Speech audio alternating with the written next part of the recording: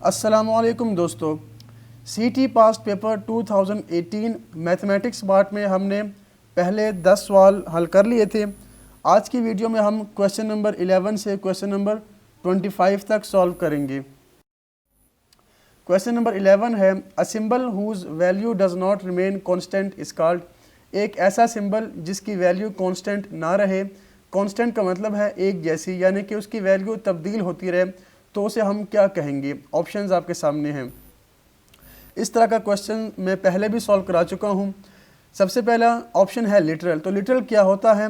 Literal एक ऐसा symbol होता है जिसको हम मुख्तलिफ क्वांटिटीज़, मुख्तलिफ मकदारों के लिए इस्तेमाल करते हैं। मिसाल के तौर पर डेज़ इन अ वीक को हम स्मॉल डी से रिप्रेजेंट कर सकते हैं। इसी तरह sum of angles in a triangle equal to 180 इसको हमने अल्फ़ा से रिप्रेजेंट किया है। अब अल्फ़ा तो किसी मकसद के लिए भी इस्तेमाल किया जा सकता है। इसी तरह डी को हम डेज़ के लिए भी इस्तेमाल कर सकते हैं, डायमीटर के लिए या किसी और चीज़ के लिए भी। तो ये सिंबल लिटरल चेंज हो सकता है। इसी तरह वेरिएबल को देख लें, एक ऐसा सिंबल जो कि हम अननोन के लिए इस्तेमाल करते हैं। एक्स भी हो सकता है, वाई भी हो सकता है, ये सिंबल जेड भी हो सकता है और इसकी वैल्यू चेंज भी हो सकती है। वेरिएबल का मतलब ही ये होता है कि ये कांस्टेंट नहीं रहता, ये चेंज होता रहता है। थर्ड ऑप्शन है कोएफिशिएंट। कोएफिशिएंट एक ऐसा नंबर या कांस्टेंट क्वांटिटी होती है जो किसी नंबर के साथ मल्टीप्लाई हो रहा होता है या किसी वेरिएबल के साथ। For example 2y, y variable है तो y से पहले 2 लिखा है, तो ये 2 यहाँ पर कोएफिशिएंट है। इसी तरह x से पहले 9 लिखा है तो 9 कोएफिशिएंट है। कोएफिशिएंट चूँकि एक नंबर होता है इसलिए ये कांस्टेंट होता है, जबकि वेरिएबल और लिटरल कांस्टेंट नहीं होते। तो यहाँ पर एक ऐसा सिंबल जो कि कांस्टेंट ना रहे वो लिटरल भी है और वेरिएबल भी है। इसका मतलब डी करेक्ट ऑप्शन है, both A and B. 12 question, 9 square minus 8 square. 9 square का मतलब है 9 multiply by 9 means 9 square 81 minus 8 square is 64। So 81 minus 64 is 17। D is the correct option. Question number 13, if x minus 2/3 equal to 1/3 then value of x is. हमने इस equation में से x की value find करनी है। तो x को left side पे रखें और x के साथ जो भी टर्म है उसको आप राइट साइड पे ले जाएं। जब नेगेटिव 2/3 को राइट साइड पे लेके जाएंगे तो ये पॉजिटिव बन जाएगा, मतलब 1/3 प्लस 2/3। अब आप देखें डिनोमिनेटर में सेम टर्म लिखी है 3, तो आपने एक दफ़ा डिनोमिनेटर में 3 लिख देना है और ऊपर वाली टर्म्स न्यूमरेटर को ऐसे ही ऐड कर देना है। 1 + 2 3 बनेगा। 3/3 कैंसिल कर लें तो आंसर आ जाएगा, x की वैल्यू 1 आ गई। C is the correct option. Question number 14, if 8 is subtracted from 2 times of a number we get 32 the unknown number is. अगर 8 को हम सब्ट्रैक्ट करें किसी भी नंबर के 2 टाइम से तो हमारे पास आंसर 32 आता है। तो अननोन नंबर क्या है? सबसे पहले हमने लेट किया कि अननोन नंबर x है। अब दी गई क्वेश्चन के मुताबिक हम इसको लिख सकते हैं 8 is subtracted from 2 times of a number, यानी कि हमने 2 टाइम्स ऑफ अ नंबर को पहले लिखना है और 8 को हमने सब्ट्रैक्ट किया किससे? 2x से, क्योंकि नंबर हमने x लेट किया तो उसका 2 टाइम्स 2x बनेगा। सो 2x माइनस 8 इज़ 32। यहाँ से आप x की वैल्यू निकाल लें तो जब सॉल्व करेंगे तो x की वैल्यू 20 आ जाएगी। So option D is correct one. Question number 15, in 5/3 equal to 20/12 what is the product of extremes. यहाँ पर आपको ये इक्वेशन दी है और प्रोडक्ट ऑफ एक्सट्रीम फाइंड करना है। अब अगर रेशो की फॉर्म में आप इसको लिखें तो आप लिख सकते हैं 5/3 इक्वल टू 20/12, यानी डिवाइड को हमने रेशो की फॉर्म में लिख लिया। ऐसा हम कर सकते हैं, डिवीजन या रेशो साइन इंटरचेंजेबल है।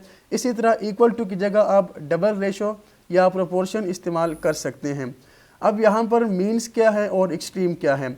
जो नंबर फर्स्ट और लास्ट जगह पर लिखा है, फर्स्ट और लास्ट नंबर, इन्हें हम एक्सट्रीम बोलते हैं और सेकंड और थर्ड नंबर को मीन्स कहेंगे या मीन्स कहते हैं। अब हमें प्रोडक्ट ऑफ एक्सट्रीम फाइंड करना है तो यहाँ पर एक्सट्रीम 5 और 12 है और 5 और 12 का प्रोडक्ट 5 मल्टीप्लाई बाय 12 इज़ 60। यहाँ पर करेक्ट ऑप्शन ए है 60। Question number 16, number of terms in 3x + 4। 3x + 4 में कितनी टर्म्स आती हैं? टर्म क्या होता है? In mathematics a term is either a single number और वेरिएबल। टर्म या तो एक सिंगल नंबर होता है या वेरिएबल होता है और the product of several numbers और वेरिएबल, या ज़्यादा नंबर्स और वेरिएबल का प्रोडक्ट भी हो सकता है। Terms are separated by positive और नेगेटिव साइन। टर्म को हम किसी भी एक्सप्रेशन में पॉजिटिव या नेगेटिव साइन से सेपरेट करते हैं। फॉर एग्जांपल अगर हम बात करें सिर्फ 3 की, तो 3 एक सिंगल नंबर है, तो ये एक टर्म है। अब यहाँ पर आप देखें 3x, ये एक टर्म है क्योंकि ये product of number and variable लिखा है। तो किसी भी नंबर और वेरिएबल का प्रोडक्ट ये एक टर्म होता है। टर्म को चूँकि हम पॉजिटिव या नेगेटिव साइन से सेपरेट करते हैं, तो आप देख सकते हैं यहाँ पर 2 टर्म्स हैं, दोनों को प्लस साइन पॉजिटिव साइन से सेपरेट किया गया है। 3x एक टर्म है और 4 दूसरी टर्म है। यहाँ पर नंबर ऑफ टर्म्स 2 है। C is the correct option. Question number 17 है, Hamza has a bike with 8 liters tank. He can travel 240 km in a full tank. If there is only half liter in a reserve fuel, then he can travel. यानी हमजा के पास जो bike है उसकी जो tank है यानी टैंकी है उसमें 8 लीटर पेट्रोल आता है। अगर वो 1 लीटर में 240 किलोमीटर ट्रैवल कर सकता है, तो अगर रिज़र्व फ्यूल यानी कि टैंकी में सिर्फ आधा लीटर पेट्रोल बचा हो तो वो कितने किलोमीटर ट्रैवल कर सकेगा। हम पहले देखते हैं कि 1 लीटर में बाइक कितने किलोमीटर ट्रैवल करता है, उसको जब हम 2 से डिवाइड करेंगे तो हमारे पास हाफ लीटर का आंसर आ जाएगा। अब देखें गिवन है कि इन 8 लीटर्स बाइक ट्रैवल्स 240 किलोमीटर। यहाँ से हम फाइंड करते हैं इन 1 लीटर। इन 1 लीटर के लिए आप 8 को दोनों साइड्स पर डिवाइड कर दें। लेफ़्ट साइड पे 8 डिवाइड बाई 8 1 बन जाएगा और राइट साइड पर 240 डिवाइड बाई 8 इज़ 30 किलोमीटर। यानी 1 लीटर में बाइक 30 किलोमीटर सफ़र करता है। अब हमें चाहिए कि हाफ़ लीटर में बाइक कितने किलोमीटर ट्रैवल करेगा, तो आप इसको 2 से डिवाइड कर लें तो ये हमारे पास so in half litre Hamza can travel 15 kilometre. यानी कि हाफ़ लीटर में हमजा का जो बाइक है वो 15 किलोमीटर तक ट्रैवल कर सकता है। So option C is correct. Question number 18, 1 is called. 1 को हम क्या कहते हैं? एडिटिव आइडेंटिटी, मल्टीप्लिकेटिव आइडेंटिटी या बेस नंबर। एडिटिव आइडेंटिटी हम किसको कहते हैं? 0 को हम एडिटिव आइडेंटिटी कहते हैं क्योंकि हम 0 को अगर किसी भी नंबर a में जमा करें तो आंसर हमारे पास दोबारा a ही आता है। यानी जो नंबर हम ऐड कर रहे हैं उसकी आइडेंटिटी पर कोई फ़र्क नहीं पड़ता, a पर कोई फ़र्क नहीं पड़ेगा, इसलिए हम 0 को एडिटिव आइडेंटिटी कहते हैं। जबकि 1 को हम मल्टीप्लिकेटिव आइडेंटिटी कहते हैं क्योंकि जब हम 1 को किसी भी नंबर a से मल्टीप्लाई करते हैं तो हमारे पास आंसर दोबारा a आ जाता है। तो इस केस में 1 को हम मल्टीप्लिकेटिव आइडेंटिटी कहते हैं। B is the correct option. Question number 19, आपको एक इक्वेशन, एक एक्सप्रेशन गिवन है 111 जो कि बेस 2 में है, multiply by 34 which is in base 5 multiply by 46 in base 8 और हमें इसकी वैल्यू फाइंड करनी है। अब गिवन है आपको मुख्तलिफ बेसिस में क्वेश्चन गिवन है, बेस 2 में भी गिवन है, बेस 5 में भी एक टर्म गिवन है और इसी तरह बेस 8 में भी गिवन है, जबकि आंसर आपसे डेसिमल यानी कि बेस 10 में मांगा जा रहा है। तो सबसे पहले आपने गिवन टर्म्स को, गिवन क्वांटिटीज़ को डेसिमल में कन्वर्ट करना है। अब बेस 2 के नंबर को हम डेसिमल में कैसे कन्वर्ट करेंगे? किसी भी नंबर को जो जिस बेस में भी हो, चाहे वो बेस 2 में हो, बेस 5 में, बेस 8 में, 16 में, अगर आपने उसको बेस 10 यानी कि डेसिमल में कन्वर्ट करना है तो आपने उसको इसी प्रोसेस से करना है, यानी कि मल्टीप्लाई करना है। अगर हम डेसिमल की बात करें यानी बेस 10 की बात करें तो हम उसके लिए यूनिट 10, 100 लगाते हैं। इसी तरह यहाँ पर जो भी नंबर है उसकी पावर 0 लें तो आंसर 1 आता है, यानी 2 पावर 0 का मतलब है यूनिट। तो बाइनरी का यूनिट 2 पावर 0 या 1 ही हुआ। इसी तरह बाइनरी का जब हम डेसिमल का 10 वो 10 पावर 1, तो बाइनरी का जो 10 है वो 2 होता है, 2 पावर 1। इसी तरह 2 पावर 2, 2 पावर 3 आपने इसको मल्टीप्लाई करते जाना है। तो सबसे पहले आप स्टार्ट करें यूनिट प्लेस से 2 पावर 0, उसके बाद मल्टीप्लाई करेंगे किस नंबर से, जो कि एक्सट्रीम राइट पर लिखा है 1 से। 2 पावर 0 मल्टीप्लाई बाय 1, प्लस डालें, 2 पावर 1 लगा लें और उसके बाद सेकंड नंबर जो कि राइट साइड पर, राइट टू लेफ्ट जो कि सेकंड नंबर लिखा है 1, उससे मल्टीप्लाई कर दें, प्लस 2 पावर 2 मल्टीप्लाई बाय 1। यहाँ पर तीनों नंबर जो कि मल्टीप्लाई हो रहे हैं वो 1, 1 और 1 है। और इसी तरह बेस आपने लाजमी लगानी है। बेस की पावर स्टार्ट होगी यूनिट से यानी कि 0 से, उसके बाद 2 पावर 1 बनेगी, 2 पावर 2 इसी तरह 2 पावर 3 बढ़ती जाएगी। इसको सिंप्लीफाई करें, मल्टीप्लाई करने के बाद ऐड करें तो आपके पास आंसर आ जाएगा 7। यानी एक बाइनरी का नंबर है 111, उसको जब हम डेसिमल में बेस 10 में कन्वर्ट करेंगे तो आंसर आएगा 7। इसी तरह आप डेसिमल के नंबर को बाइनरी में भी बेस 2 में भी कन्वर्ट कर सकते हैं। उसका प्रोसेस क्या है? उसका प्रोसेस है डिवीजन। जिस तरह के आपके सामने मैंने 7 को दोबारा चेंज किया बाइनरी में, तो आपने इसको डिवाइड करना है। 2 मल्टीप्लाई बाई 3 7 और रिमाइंडर बच गया 1, वो आप लिख लें। उसके बाद 2 टाइम्स 1 इज़ 2, रिमाइंडर बच गया 1। अब आपने लेफ़्ट टू राइट जाना है, यानी कि आपने डाउन टू अप जाना है। इन नंबरों को आप लिख लें 1 1 और 1। तो ये 3 नंबर हो गए, जिस बेस से आपने डिवाइड किया उस बेस में आपका आंसर आ जाएगा। आपने 2 से डिवाइड किया तो ये 1 1 1 को आपने बेस 2 में लिख देना है। यानी जब आपने किसी भी बेस से फ्रॉम बाइनरी हो, 5 बेस हो या बेस 8 हो, उससे डेसिमल में जाना हो तो आपने मल्टीप्लाई करना है, जैसा कि आपके सामने मैंने किया है। और अगर आपने डेसिमल से किसी और बेस में जाना है तो आपने डिवाइड करना है उस नंबर से जिस बेस में आपने कन्वर्ट करना है। इसी तरह आप 34 जो कि बेस 5 में है उसको भी चेंज करें डेसिमल में, सेम प्रोसेस है। सबसे पहले आप लिखें 5 power 0 multiply by first number on the right which is 4 plus 5 power 1 multiply by second number which is 3, solve करें। इसी तरह बेस 8 को भी आप चेंज करें बेस 10 यानी कि डेसिमल में। तमाम नंबर्स को आप डेसिमल में कन्वर्ट कर चुके हैं। अब हमने क्या करना है? अब हमने इन तमाम को मल्टीप्लाई करना है, क्योंकि गिवन है कि आप इनको मल्टीप्लाई करें। सो 7 मल्टीप्लाई बाय 19 मल्टीप्लाई बाय 38, तो आंसर हमारे पास आ जाएगा 5054, यानी सी यहाँ पर करेक्ट ऑप्शन है। तो आपने सबसे पहले इन तमाम नंबर्स को अलग-अलग डेसिमल में बेस 10 में कन्वर्ट किया और उसके बाद मल्टीप्लाई कर लिया, तो हमारा करेक्ट ऑप्शन आ गया। क्वेश्चन नंबर 20 है value of z in z-3 equal to 5 is. Equation आपको गिवन है z-3 इक्वल टू 5। इस इक्वेशन से z की वैल्यू फाइंड करनी है। तो z की वैल्यू के लिए z को आप लेफ्ट साइड पर रखें और z के साथ जो टर्म ऐड या सब्ट्रैक्ट हो रही है उसको आप राइट साइड पर ले जाएं। अब यहाँ पर -3 है, -3 को जब हम राइट साइड पर लेके जाएंगे तो ये 5 + 3 बन जाएगा, -3 पॉजिटिव में चेंज हो जाएगा, एंड 5 + 3 इज़ 8। तो z की वैल्यू 8 आ जाएगी। Correct option is B. Question number 21 the number which occurs with highest frequency is called. किसी भी डाटा में जो नंबर बहुत ज़्यादा दफ़ा आता है, यानी कि जिसकी फ्रीक्वेंसी ज़्यादा होती है, ज़्यादा टाइम्स रिपीट होता है, उसे क्या कहते हैं? तो एक ऐसा नंबर जो कि हाईएस्ट फ्रीक्वेंसी के साथ किसी भी डाटा में आता है, जो कि बार बार रिपीट होता है, उसे हम मोड कहते हैं। C is the correct option. 22 40 is a multiple of which number. 40 किस नंबर का मल्टीपल है? अब 6 का मल्टीपल क्या होगा? 6 के मल्टीपल्स 6 का टेबल ही है, यानी कि 6 12 18 24, 6 को आप मल्टीप्लाई करते रहें आगे तो 6 के मल्टीपल्स आते जाएंगे। क्या 6 के टेबल में 40 आता है या नहीं आता? इसके लिए आप ऐसा भी कर सकते हैं कि 40 को 6 पे डिवाइड करें तो क्या आंसर इंटीजर आता है या नहीं आता। 40 divide by 6 is not an integer, तो 40 is not a multiple of 6।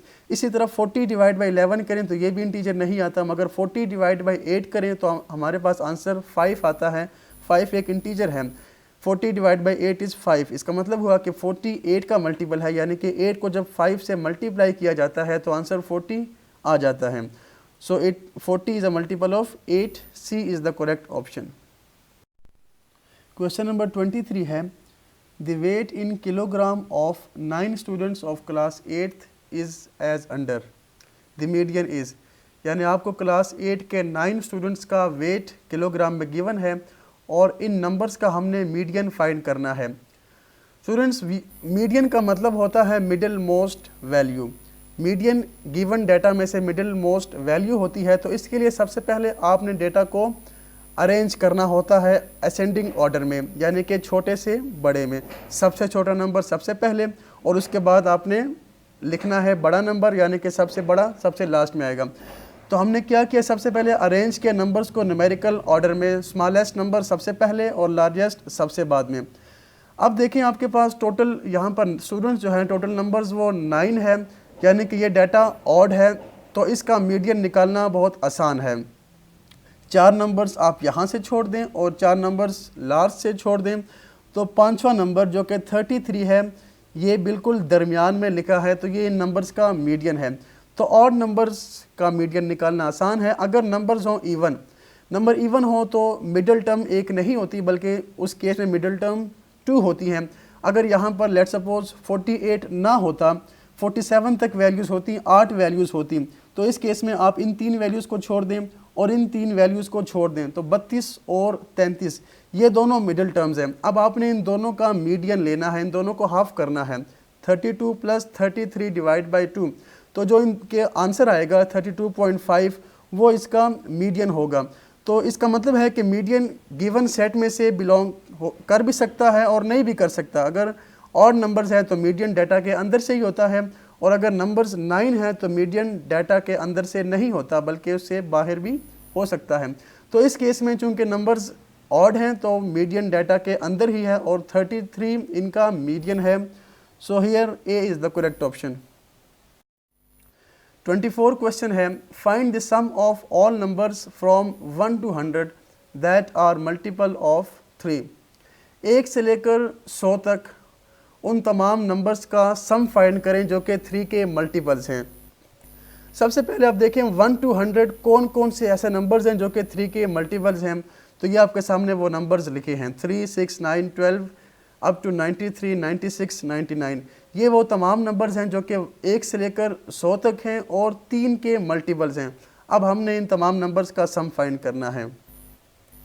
सम के लिए हम ये 2 फार्मूले यूज़ करते हैं, an = a + n-1d, s = n/2 2a + n-1d।